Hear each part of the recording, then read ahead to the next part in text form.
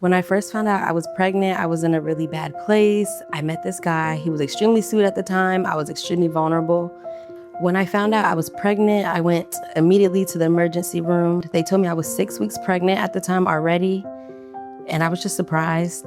I couldn't believe what I was seeing.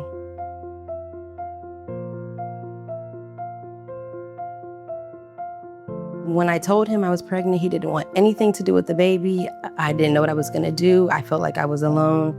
I felt like I couldn't raise the baby by myself. I really didn't know what I was gonna do. I was on my phone and I seen an influencer at the time was talking about these abortion pills on the internet she had took. And she gave the website and everything. So I went to the website and I looked at all the options. I filled out a little survey. And it was an actual doctor, they said, that was gonna prescribe me a prescription. So I just went ahead with it. I think that same day, they emailed me a prescription with the doctor's signature and everything. And it said it was gonna come in the mail. So I told the guy, he gave me the money for it. I paid for it, and I just waited. So when the prescription showed up to my door, I took the package and I opened it and I held the pills. I read the instructions. So I took the pills and I lay down. About 4 hours later, I just started feeling excruciating pain. Like I couldn't lay down on either side. I was just in so much pain. I was having heavy bleeding and clotting. I was vomiting everywhere. I was cramping. It was the worst pain I've ever experienced. So I started to pray. I just wanted the pain to go away. I couldn't bear it. It was just terrible. During this time of me taking my abortion pill, I was extremely alone. I was depressed. I didn't have nobody there for me. I haven't been to a doctor. The only person I felt like I could reach out to was my cousin because she just recently had a baby. And she was extremely disappointed in me for taking the abortion pill because that's not something we really believe in our family. And I just felt extremely bad. I knew I did the wrong thing, but that night I just decided to pray about it. I decided that if you wanted me to have this baby, like, please, if there's some way to just change what I did, I will go through with the pregnancy. I prayed for the pain to go away. I prayed for answers. I was just so confused and alone. I was still throwing up at work, so I decided that enough was enough and I wanted to go to the emergency room. So I ended up going to the emergency room fresh off a shift. It was 6 a.m. in the morning. And when I went there, I told them what I did, the pills I took and everything that's happened.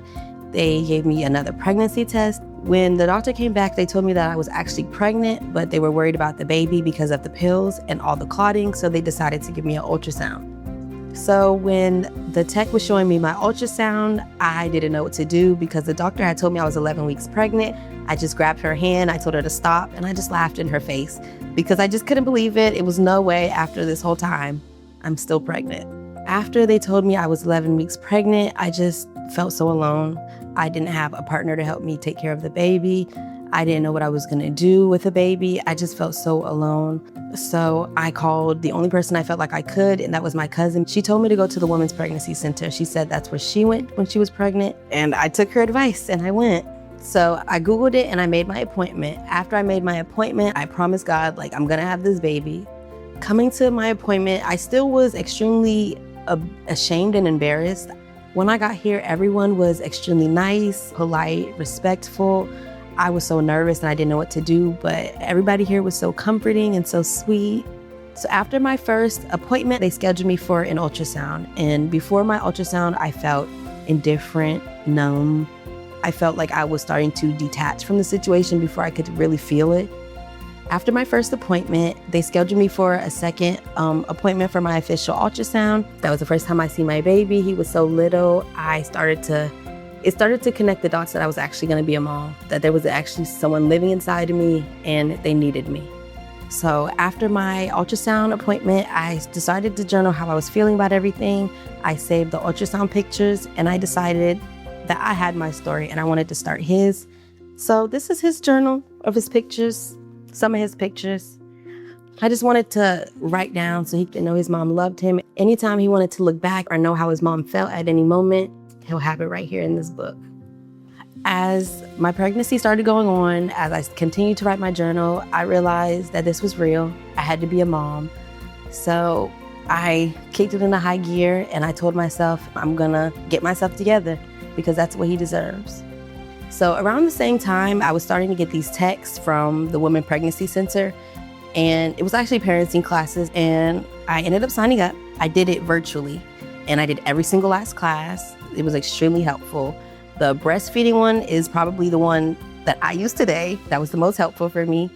After I completed all my pregnancy classes, they told me to come in and cash in all my points for goodies for the baby. So I came, I didn't have diapers, I didn't have a onesie, I didn't buy anything for my baby. So this was the first time that I actually got to step into a baby environment.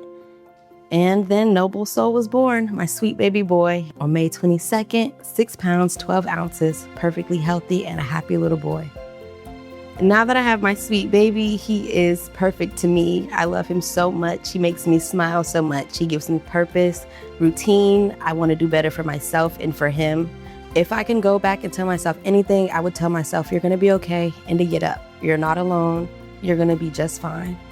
I feel like he deserves the world, and I'm going to give it to him.